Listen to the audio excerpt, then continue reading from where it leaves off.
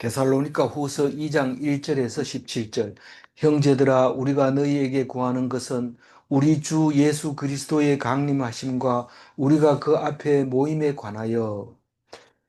오늘 데살로니가 후서의 가운데에 있습니다.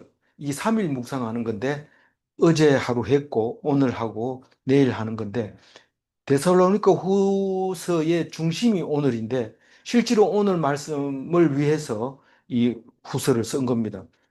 어, 이 전서를 써놓고 잘한다 이렇게 해서 보냈는데, 걱정이 돼가지고 다른 그 엉뚱한 사람들이 와가지고 엉뚱한 소리 하니까 미혹되지 마라, 그래 해서 후서를 보내는 것이죠.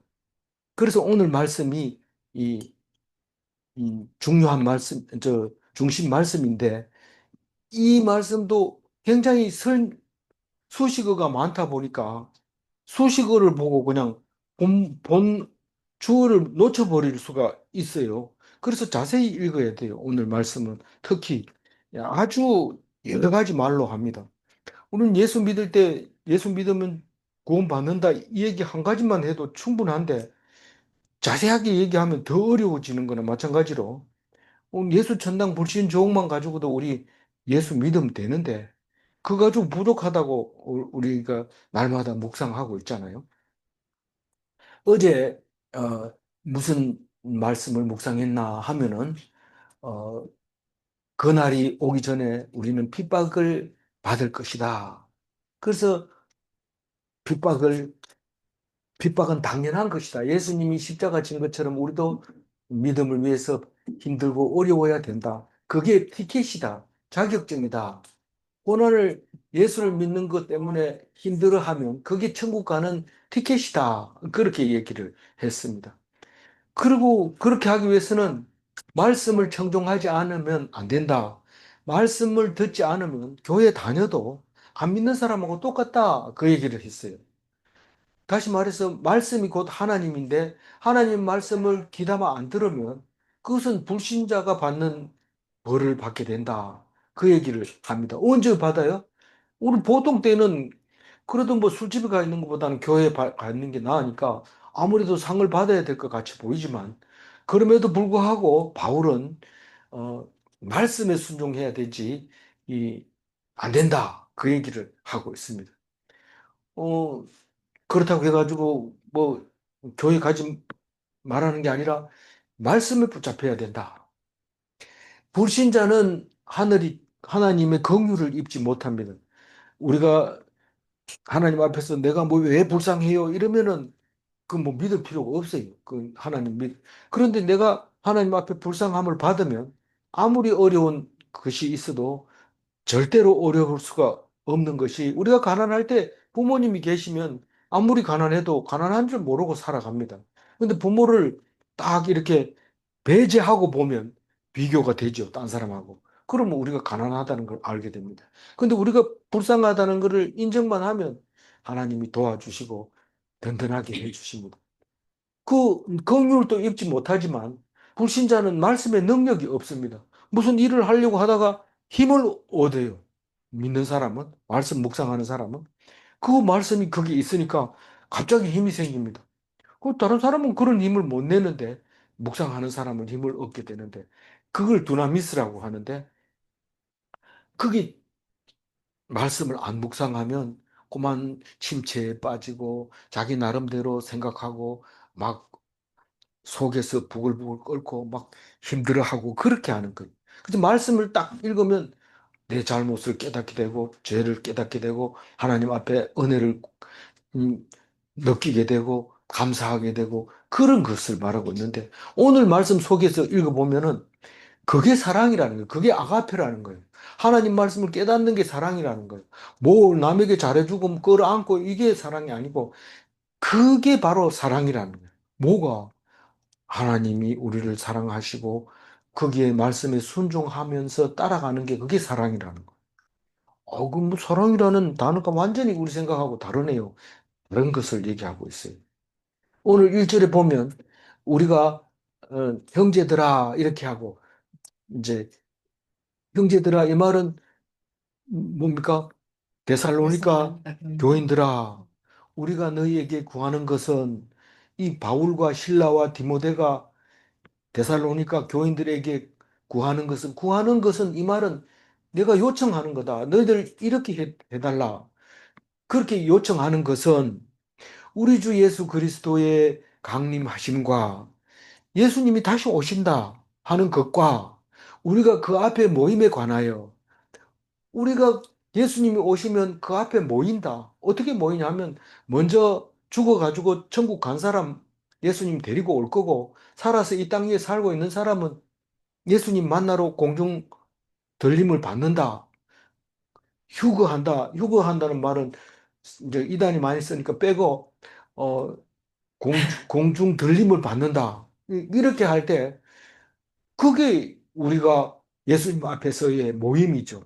거기에 관해서 거기에 관해서 마음이 흔들리지 말아야 된다 이 말입니다. 그 모임에 관해서 예수님이 오신다는 것과 그때 우리가 다 모인다는 것에 대해서 마음이 흔들리지 말아라 얘기하면서 2절 어떻게 흔들리지 말아야 되느냐 하면 2절 영어로나 또는 말로나 또는 우리에게서 받았다는 편지로나 주의 날이 이르렀다고 해서 쉽게 마음이 흔들리거나 두려워하거나 하지 말아야 한다는 것이다. 그래서 인내력을 가지고 읽어야 되고 줄 쳐서 읽어야 되고 또 동그라미 쳐서 어, 주어 동사를 찾아낸다면 수식어를 집어넣어서 깨달아야 돼요. 그러니까 1절을 형제들아 뭐라고요? 두려워하지 말아라 이 말인데 1절, 2절이 얼마나 깁니까? 그 얘기를 알아들으려면 다 읽고 소화한 다음에 읽어야지 형제들아 두려워하지 말아라 이런 뜻인지 알게 됩니다. 그런데 왜 두려워하냐면 이 사람들이 두려워합니다. 뭘 두려워하면 영어로나 말로나 우리에게서 받았다 하는 편지로나 주의 날이 이르렀다고 하는 사람이 있다는 겁니다. 다시 말해서 그 날이 왔다. 몇월 며칠 날 하나님이 온다 했다. 어떻게? 내가 영어로 내가 기도해 보니까 하나님이 계시로 그렇게 해주더라.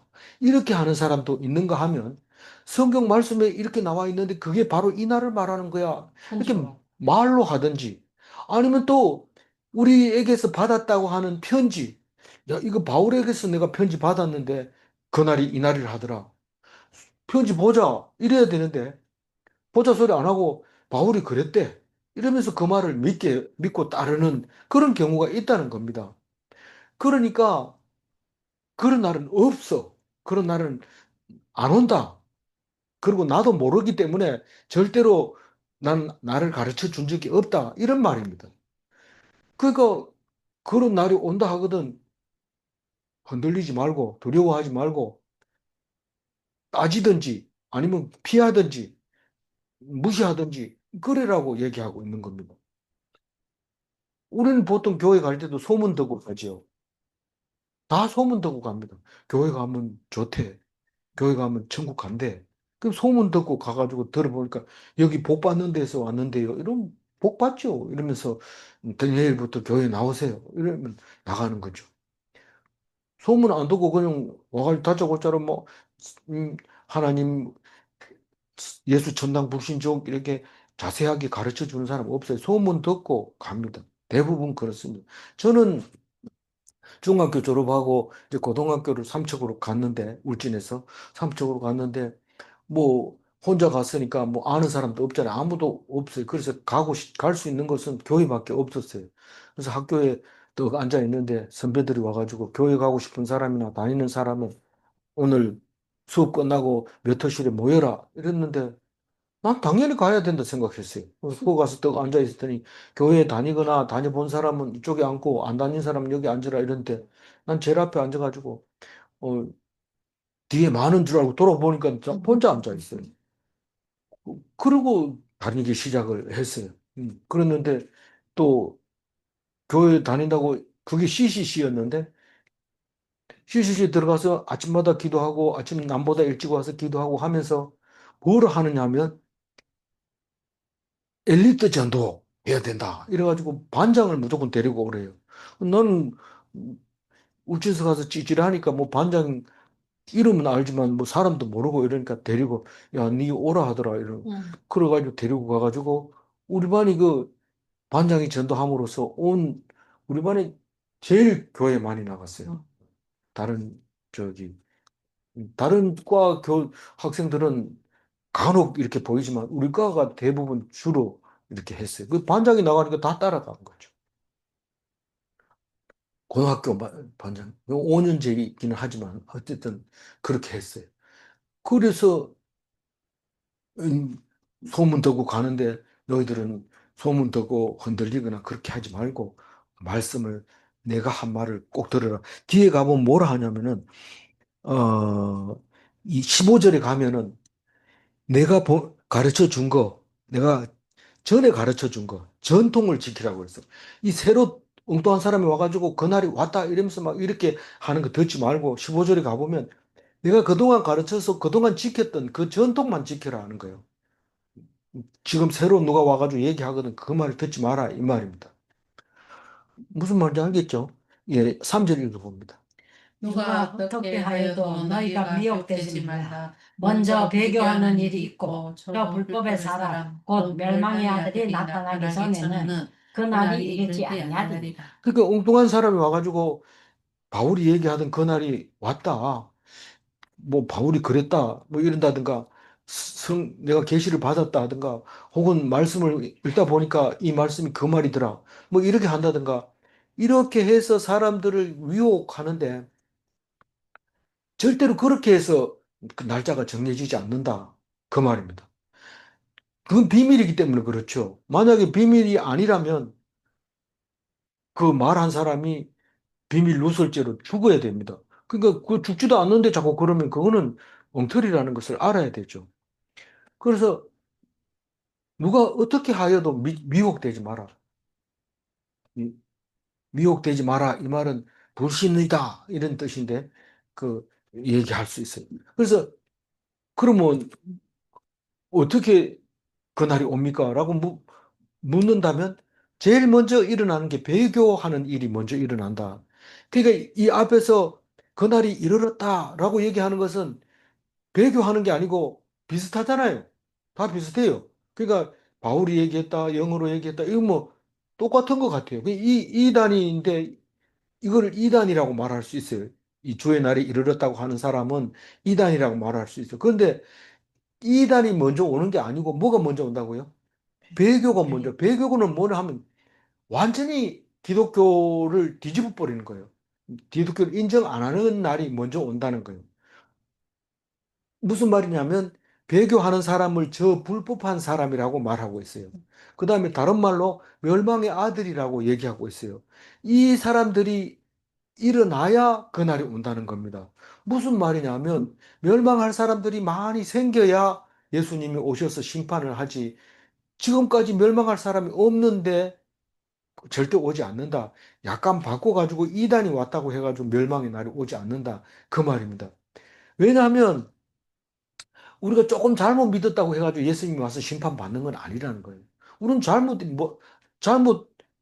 믿을 수 있어요. 오해할 수 있어요. 그러나 그게 아니고 아예 기독교를 거부하고 잘못 믿은 게 아니라 배척하는 것을 배교, 불법한 사람, 멸망의 아들이라는 것. 그 사람들이 나타나서 딱 나타나면 그날이 오게 되는데 그때는 와가지고 뭐 합니까? 그날이 되면 뭐 합니까?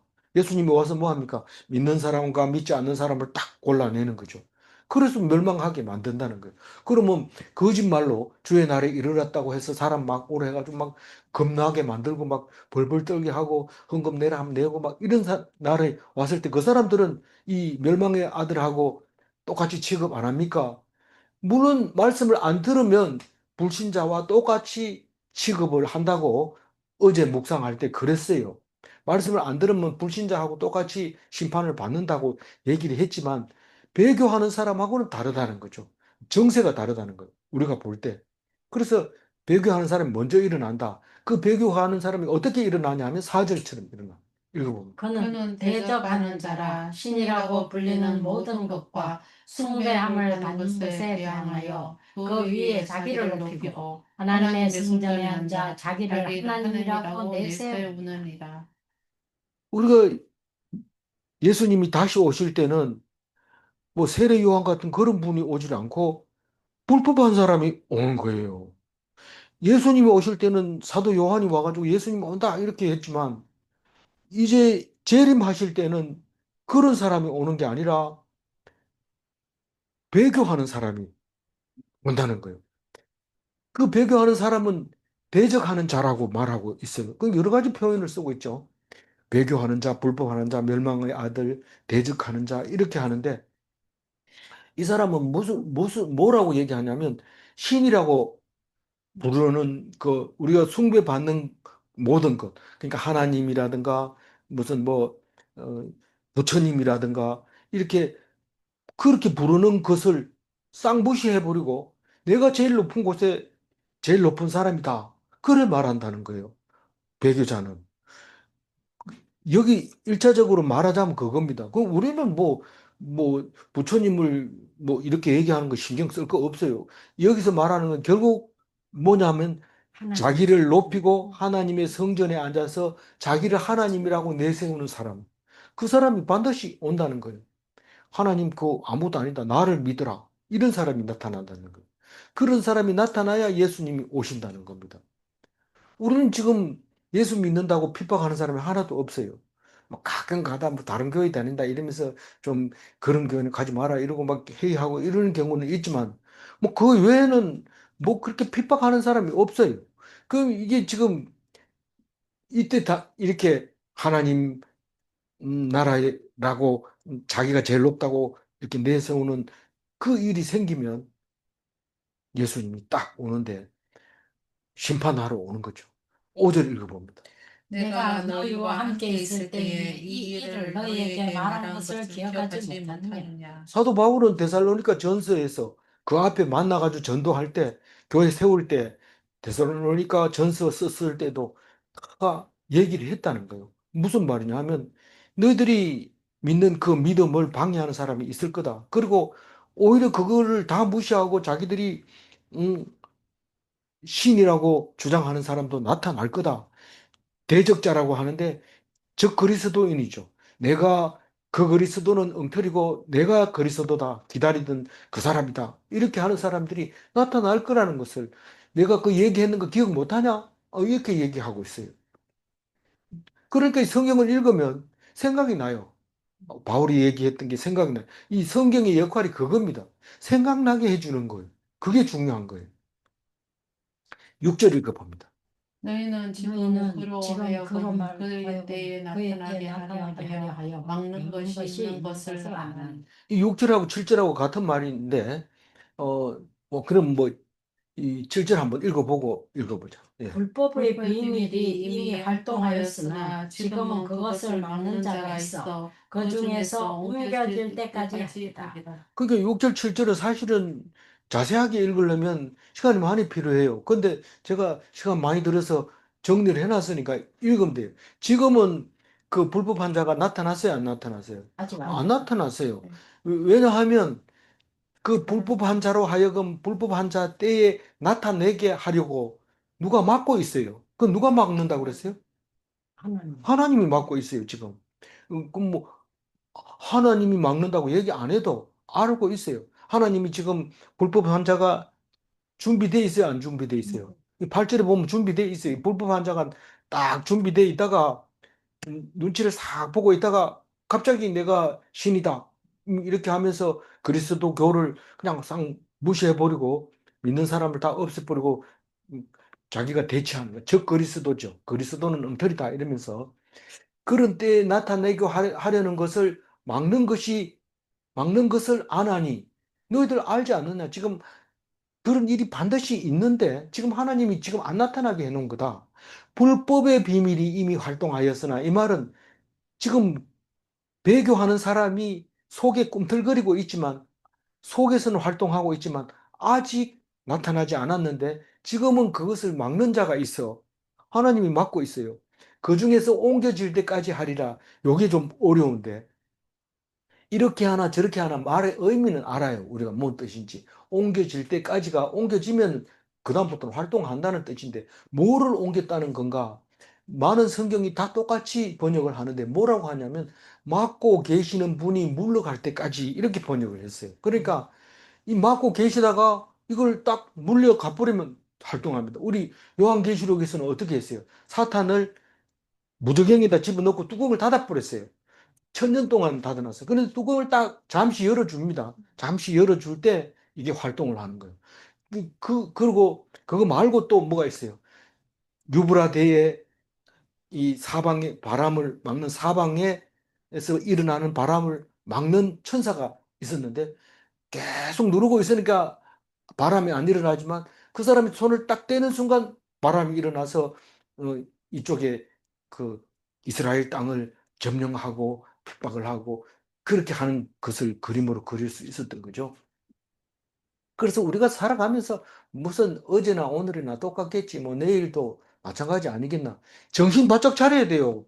분명히 누르고 있던 걸 놓는 순간 우리가 하나님을 안 의지하면 놔버립니다. 옮겨져 버립니다. 그러면 바로 활동이 일어나는데 이게 무슨 말이냐, 말도 안 된다, 일어납니다. 거기 이미 활동하고 있는데 하나님이 지금 계속 누르고 있는 것 뿐입니다. 그런데 언제 나타납니까? 8절 읽어봅니다. 불법에 그때에 불법한 자가 나타나리니 주 예수께서 그의 입의 기운으로 그를 죽이시고 강림하여 나타나심으로 패하시리. 요게 어떤 것은 길게 써놓고 어떤 것은 짧게 써놨기 때문에 우리가 헷갈립니다. 뭐 그렇게 설명을 하다가 예수 천당 불신지옥 이러면은 갑자기 이상한 생각이 들잖아요. 그런 거나 마찬가지로 이게 지금 무슨 얘기냐면 그때가 누구냐면 예수님 오실 때예요. 그래서 오시기 직전에 불법한 자가 나타납니다. 그러면 그 불법한 자는 예수님이 오셔가지고 뭐 어떻게 한다는 거예요? 그 입에 죽여버린다는 거예요. 기운으로 어떻게, 뭘로 죽인다는 거예요? 입의 기운으로. 칼로 죽이는 게 아니에요. 예수님이 와가지고 수없이 얘기하면 내가 너희들을 구원하러 왔다. 내가 구세주고 음, 모든 원수를 다 이기게 해줄게. 이러니까 뭐 예수님 죽이는 거를 하나도 거부 안 했어요. 12제자가 다 그랬어요. 죽이고 나면 뭐 우리를 원수를 다 이기게 하려고 오신 분인데 무슨 걱정이 있냐? 아무 걱정하지 마라. 하라는 대로 순종만 해라. 머리에 든 게 없으니까 멍하게 보고 있으면 아 죽는구나 이러는 거죠. 그걸 알면 어떻게 해요? 그렇게 못했죠. 자기도 막 죽을지언정 막았을 겁니다. 근데 하나도 안 맞고 예수님은 혼자서 십자가를 지는 겁니다. 그러니까 그때 가가지고 그 나중에 3일 후에 부활하고 난 다음에 그때부터 사람들이 예수님의 말씀을 기억나게 하고 생각나게 해서 그거구나 그거구나 이러면서 어 한두 명씩 모이기 시작해서 몇 명을 모여요? 5천여 명이. 예, 5천 명이 모인다고 그랬죠. 그렇게 모여요. 오순절날. 그 죽고 나서 그렇게 되는 거예요. 성령님 와서 가르쳐 주잖아요. 어, 예수님의 말씀을 생각나게 해주잖아요. 그래서 그때에 불법 환자가 나타나면 예수님이 죽여버린 거예요. 말씀으로. 힘을 꼼짝 못 씁니다. 네가 지금 말도 안 되는 소리 하냐? 이게 지금 그런 자가 나타난다고 하는데 바로 너구나. 이래서 죽이는데 그 예수님이 강림해서 나타나신 거예요. 그때 죽일 때가. 이게 순서가 우리 말대로 나와 강림하시고 불법 환자가 나타나고 예수님이 입의 기운으로 죽이고 그리고 절대로 그 사람이 활동을 못하게 하는 거 폐하시리라. 나- 강림하셔서 나타나셔서 그 사람들이 다시는 그런 일을 못하게 폐하시리라. 이렇게 말해주면 우리가 이해하기 좋을 텐데 좀 이렇게 설명을 해놨어요. 8절.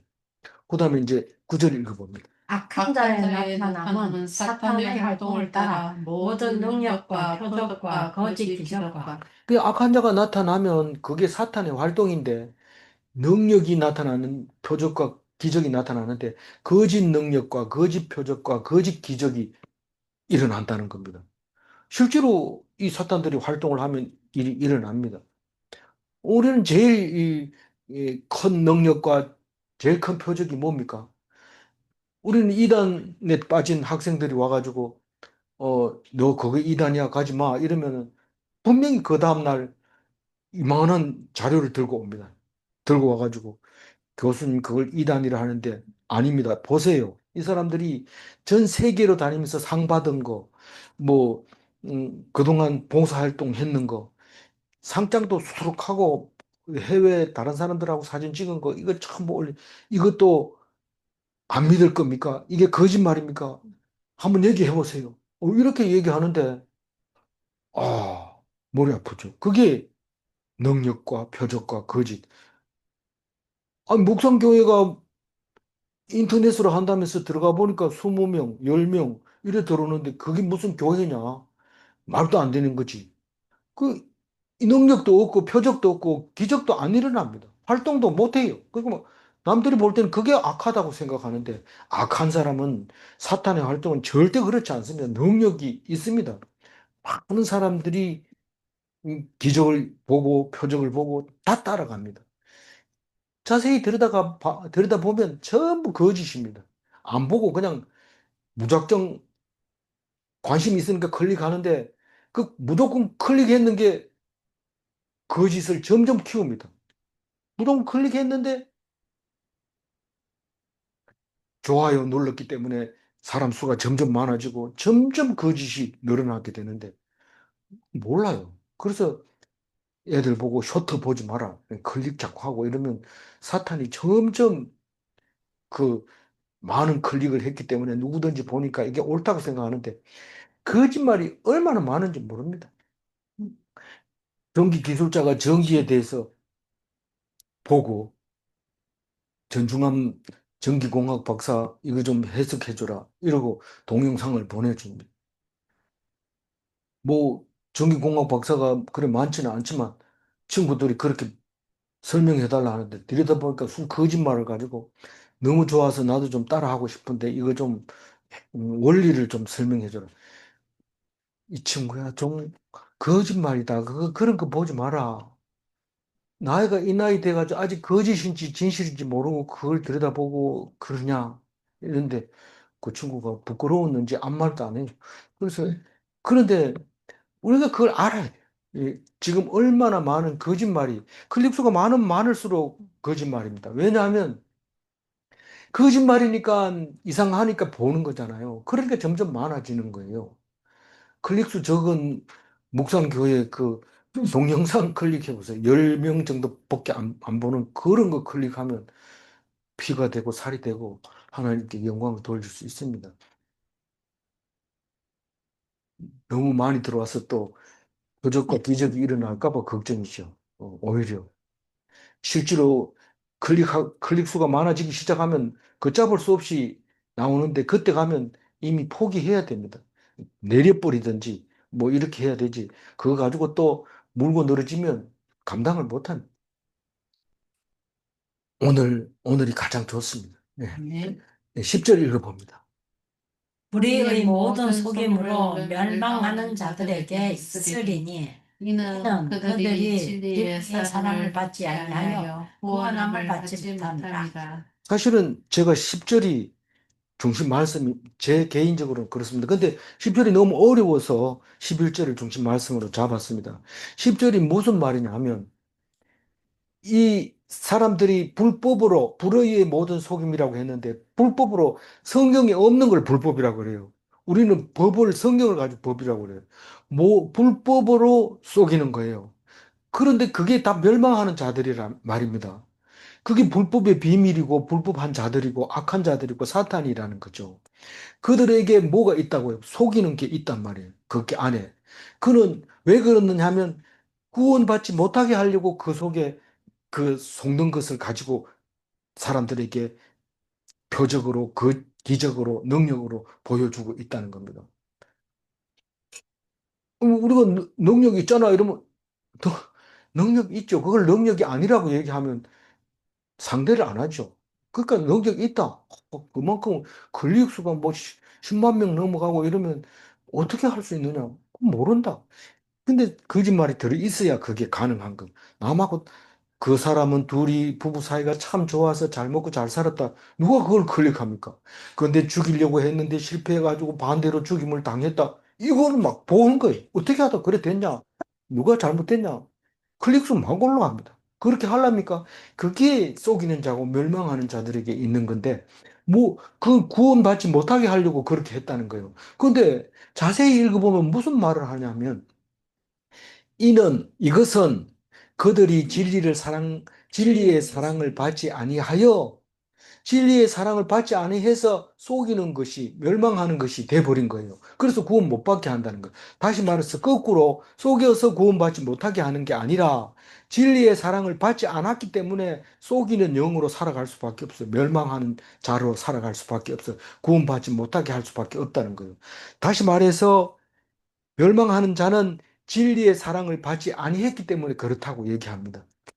진리의 사랑이라는 단어는요, 이 성경 전체를 합해서 여기 한 군데밖에 안 나와요. 근데 요 한 군데도 많은 성경 세번역 뭐 이런 여러 가지 번역이 있지만 그 여러 가지 번역 중에서 유일하게 개역 개정에만 이렇게 진리의 사랑이라고 번역을 했어요. 개역 한글에도 이렇게 안 해놨어요. 그게 뭐 그렇게 대단하냐? 진리의 사랑이라는 말이 잘못 번역이 되지 않았을까? 개역 개정에서 번역한 거를 개역 한글에서 개역 개정으로 번역하면서 틀려진 부분에 대해서는 굉장히 예민하게 제가 찾아봅니다. 근데 오늘 이 말씀은 참 잘 번역했다라고 생각하고 원서를 보면은 이 진리라는 게 소유격이고 사랑이라는 게 목적격입니다. 다시 말해서 진리의 사랑은 정확하게 번역한 겁니다. 무슨 말이냐면 사랑은 아가페를 얘기하는 거고 진리는 우리가 얘기하는 성경을 말하고 있는 겁니다. 성경 속의 아가페는 이걸 안 받으면 구원을 못 받는다는 겁니다. 다시 말해서 우리는 사랑을 해야 되는데 아가페 사랑을 해야 된다는 겁니다. 아가페 사랑이 진리입니다. 다른 성경에서는 진리와 사랑을 따로 떼가지고 진리를 받지 아니하고 사랑을 받지 아니하여 구원함을 받지 못한다. 이렇게 해놨어요. 그렇게 번역했는데 다른 번역 다 그렇게 했기 때문에 그렇게 해도 뭐 잘못된 건 아닙니다. 그런데 저는 진리의 사랑이라고 하는 단어를 묶어 놨는 것 때문에 음, 너무 감명을 받았다 이 말입니다. 다시 말해서 아가페는 진리고 진리가 아가페라는 겁니다. 다시 말해서 완전 피동의 사랑이 아가페인데 그게 진리라는 거예요. 그 사랑을 안 하고는 무엇이든지 구원함을 못 받는다는 거예요. 예수님은 아가페로 십자가에 돌아가셨습니다. 그것을 믿는 것이 진리의 사랑입니다. 그걸 받아들였을 때 구원받는다는 겁니다. 사랑이라고 하니까 우리는 자꾸 에로스를 생각합니다. 일반적으로는 에로스를 생각하는데 에로스는 성경에 안 가르쳐 줍니다. 남녀 간의 사랑을 누가 가르쳐 주는 게 성경에. 근데 스토르게의 사랑은 부모가 자식을 사랑할 때 스토르게의 사랑을 하는데 그건 일방적이기도 하고 그것 우러 나오는 겁니다. 아버지는 아들을 사랑해도 아들은 아버지를 사랑하는 이게 스토르게입니다. 그런 사랑 빼고 가장 그리스 철학에서 이 예수님이 오실 때 그리스 시대 아닙니까? 그리스 철학에서 가장 멋있는 사랑은 필레아 사랑입니다. 그건 성경에 나옵니다. 베드로 보고 네가 나를 사랑하느냐 할 때 필레아를 쓰기도 하고 아가페를 쓰기도 하고 그래서 세 번이나 물어보는데 필레아는 가장 고귀한 사람. 그러니까 서로 의지하고 믿고 이렇게 하는 게 필요한데 학문적으로도 수준이 높아야 되고 지혜도 들어가 있어야 되고 그게 필리아 사랑인데 그게 아가페하고 사랑 가깝지만 이 아가페는 그 세 가지 사랑하고 아무 상관없이 완전하게 피동적으로 죽이면 죽고 살리면 살고 그래서 친구가 나를 죽이면 아무 친구를 원망하지 않고 하나님만 바라보고 죽으면 그게 친구를 위해서 내가 목숨을 버리는 겁니다. 그게 아가페 사랑이라. 그게 누가 했느냐 하면 예수님이 했단 말이에요. 동족이 나를 죽일 때 동족을 한 번도 원망하지 않고 죽습니다. 그게 아가페 사랑인데 그 사랑을 받지 않으면 구원받지 못하게 하려고 불의하는 사람들은 속이고 있다. 그 얘기를 하고 있습니다. 11절 읽어봅니다. 이러므로 하나님이 미혹의 역사를 그들에게 보내사 거짓 것을 믿게 하시나 어떤 사람은 내가 이제부터는 남들 미혹의 역사도 개혁 개정에 있으면 미혹의 역사라고 합니다.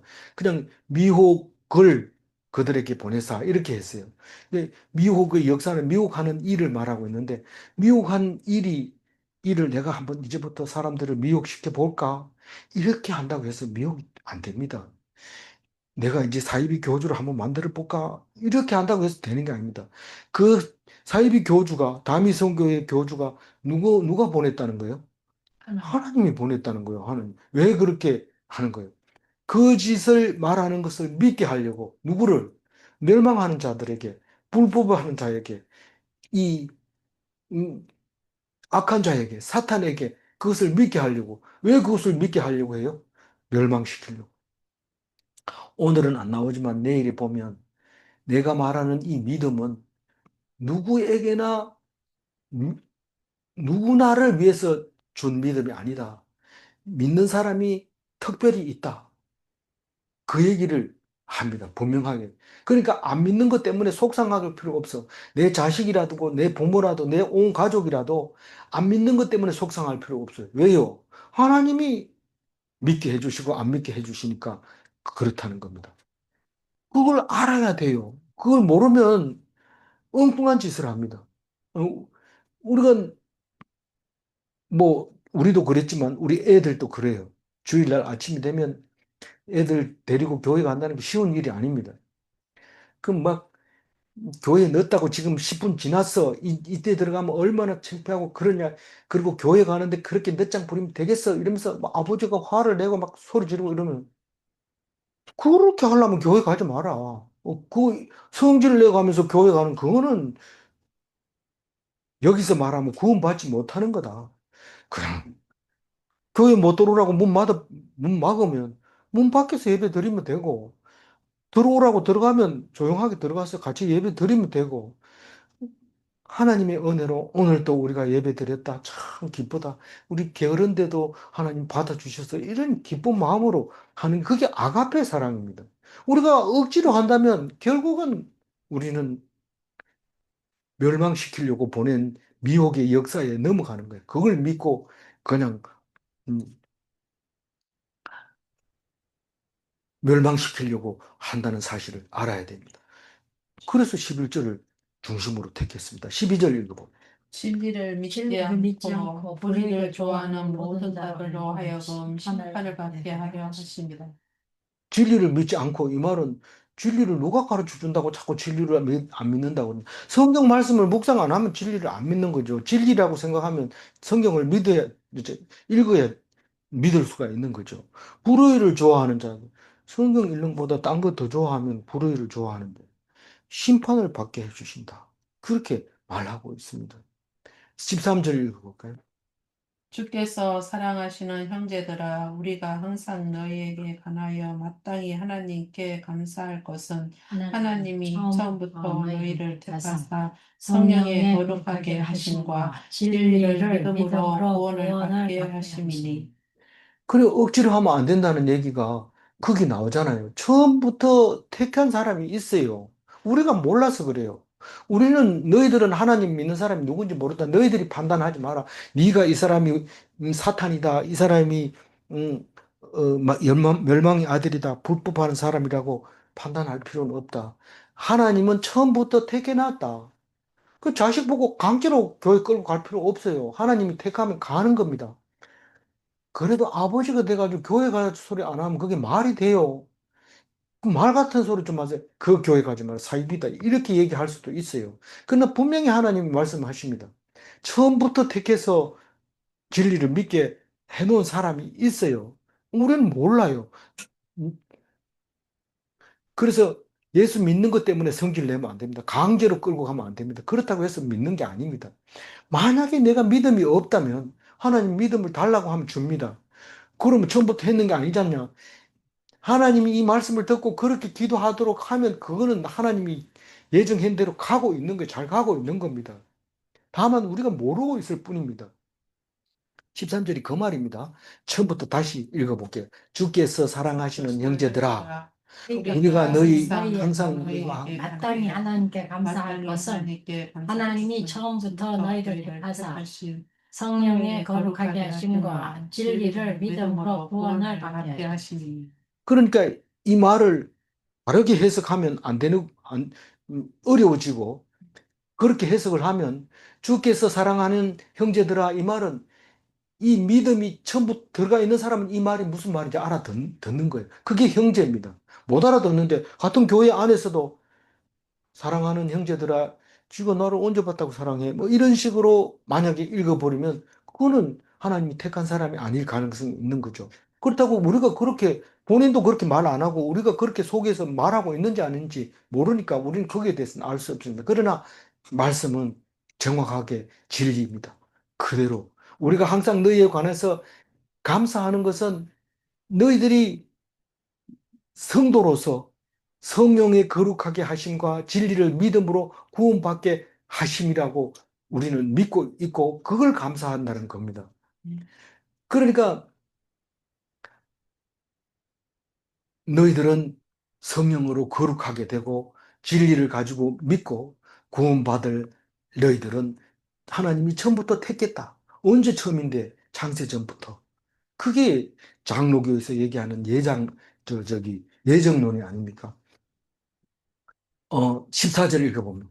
이를 위하여 우리의 복음으로 너희를 부르사 우리 주 예수 그리스도의 영광을 얻게 하려 하심이니라. 이 감리교는 장로교보다 훨씬 뒤에 생겼습니다. 정확한 연도는 모르는데 한참 뒤에 미국이 이제 그 미국이 처음 가져간 뭐 무슨 교죠? 영국의 어, 그걸로 아주 정교도들이 그렇게 생활하는 걸 보고 감리교 요한 웨슬레 목사님이 회심하고 이제 감리교, 성결교, 구세군 이렇게 이제 그 교파들을 만들게 됐는데 거기는 성화 구원을 아주 강조합니다. 그러니까 우리가 천국 가지만 하나님 앞에서 온전하게 행해야 천국 간다. 그래서 상급 구원이 이 기본 구원에 플러스 된다. 이렇게 생각을 하고 얘기를 하고 참 착하게 살려고 애를 쓰고 있습니다. 그러나 그거는 틀린 것도 아니고 엄청난 요한 웨슬레 같은 경우에는 영향력을 주신 분이지만 우리가 성경에서 말하고 있는 것은 예정되어 있는 거라는 거. 다시 거꾸로 얘기하면 우리는 지금 기본 구원만 가지고 계속 얘기하고 있는 거나 마찬가지입니다. 어쨌거나 틀린 말은 아니고 그렇게 주장하고 있다는 거니까 그걸 또 이상하게 생각하면 안 된다는 거죠. 어, 14절 얘기는 뭐냐면 너희들이 택해서 하나님의 택한 사람이 하나님께 영광을 얻게 하려고 뭐 한다는 거예요? 우리가 너희를 불렀다는 거예요. 너희들이 택한 자들이 예수님이 영광을 얻게 하려고 우리가 너희를 불렀다는 겁니다. 우리를 복음으로 너희를 부르사 우리가 복음을 전해서 너희를 예수 믿게 해서 하나님이 영광을 얻으려고 그렇게 했다는 거예요. 말이 어렵죠. 어렵지만 자세히 읽어야 돼요.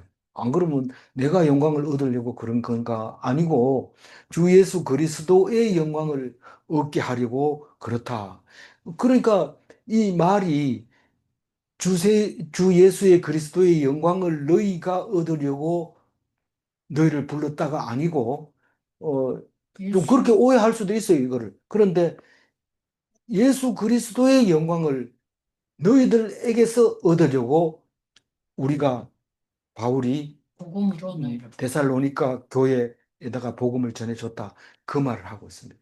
15절 읽어봅니다. 그러므로 형제들아 굳건하게 서서 말로나 우리의 편지로 가르침을 받은 전통을 지키라. 예. 아까 얘기했는 건데 전통을 지키라는 얘기는 지금 요새 들어와 가지고 막 그날이 왔다 이러고 막 떠드는 사람 무시하고 그 전에 가르쳐 준 거, 말한 거, 그다음에 데살로니가 전서 쓴 그 항상 기뻐하고 편지하고 말로 그것만 지켜라. 지금 요새 들어와 가지고 뭐 딴소리 하는 사람 말 듣지 마라. 이 말을 이렇게 했어요. 이해가죠? 16절 읽어봅니다. 우리 주 예수 그리스도와 우리를 사랑하시고 영원한 위로와 좋은 소망을 은혜로 주신 하나님 우리 아버지께서 이 16절은 수식어입니다. 이거 가지고 깊이 생각할 건 없어요. 뭐, 버릴 말씀은 아니지만, 이 16절은 성부와 성자와 성자의 이름으로 너희들에게 원한다. 17절이 뭘 원하냐면 너희 마음을 위로하시고 모든 선한 일과 말에 굳건하게 하시기를 원하노라. 이거는 어, 성부 성자가 너희들 마음을 위로해 주시기를 바랍니다. 선한 일을 하게 하시기를 바랍니다. 굳건한 말을 하게 하시기를 바랍니다. 이 말인데 그럼 16절은 뭐냐면 예수 그리스도를 우리 주 예수 그리스도라고 얘기하고 하나님을 우리를 사랑하시고 영원한 위로와 좋은 힘, 좋은 소망을 은혜로 주신 하나님 우리 아버지 이로 표시하고 있는 겁니다. 무슨 말인지 알겠죠? 그러니까 하나님에 대한 속성의 설명을 하고 있습니다. 그래서 이 말을 하기 힘드니까 성부와 성자와 성령의 이름으로 아멘 이러면 뭐 간단하고 좋지요. 뭐 할 얘기 다 하고 있지만 그러나 개신교는 말씀대로 축도할 때 성부와 성자의 이름으로 축복합니다. 이렇게 안 하고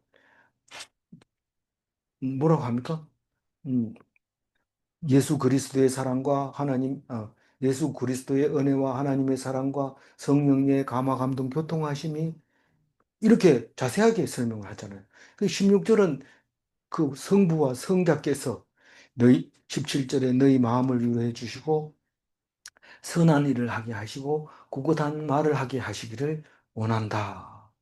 그 우리가 속상할 때가 있잖아요. 근데 하나님이 위로해 주면 위로가 됩니다. 그런데 선한 일을 했어요. 그럼 누가 하게 했어요? 하나님이 하게 했는데 내가 한 것처럼 기분 좋을 때가 있어요. 근데 그걸 빨리 하나님 앞에서 하나님이 하게 하셨구나. 그렇게 감사해야 돼요. 그리고 굳건한 말을 하게 하신다. 우리가, 우리가 조용하게 있다가 누가 말을 풀쑥 잘못하는 바람에 갑자기 막 기분이 다 나빠질 때가 있어요. 그런데 어떤 사람이 우리 이제 큰일 났다. 우린 앞으로 어떻게 하나 비가 안 온다는데 굶으면 이제 말라가지고 죽는 거 아니냐? 이사 가야 되는 거 아니냐? 이럴 때 한 사람이 탁 해가지고 하나님의 은혜 되는 말을 탁 줍니다. 여태까지 살렸는데 네가 죽었냐? 네가 굶어 죽었냐? 뭐 이러면서 큰 소리로 탁 얘기하면 그게 굳건한 말을 하게 한 거예요. 누가 했어요? 하나님이 성경 말씀을 가지고 와서 얘기해.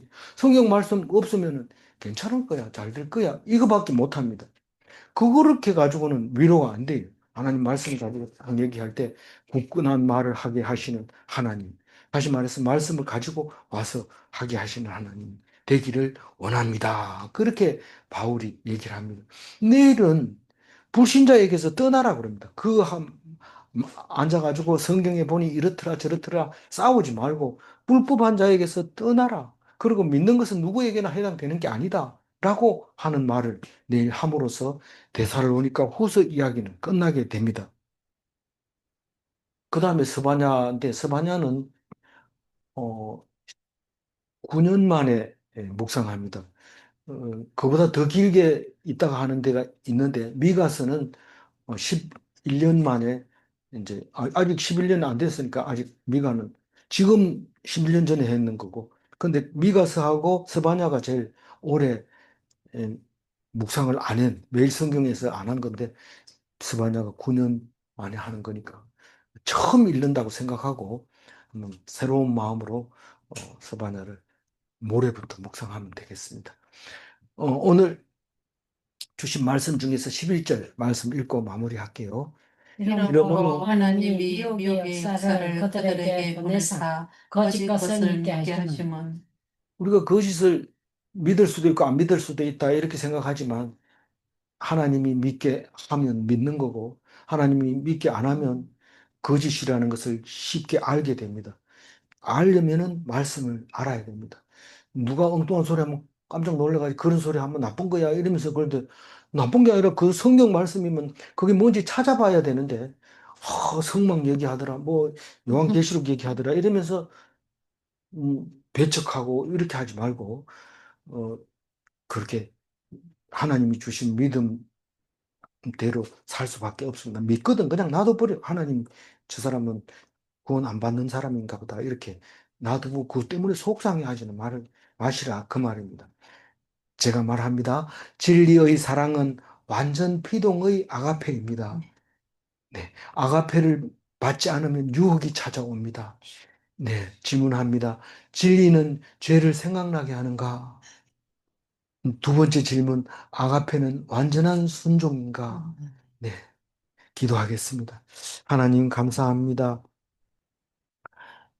이 데살로니가 후서를 쓰면서 바울이 간절한 마음으로 참 설명을 하려고 무척 애를 쓰고 설명을 했지만 설명하려고 할수록 우리는 점점 어렵게 들리고 잘 알아듣지 못합니다.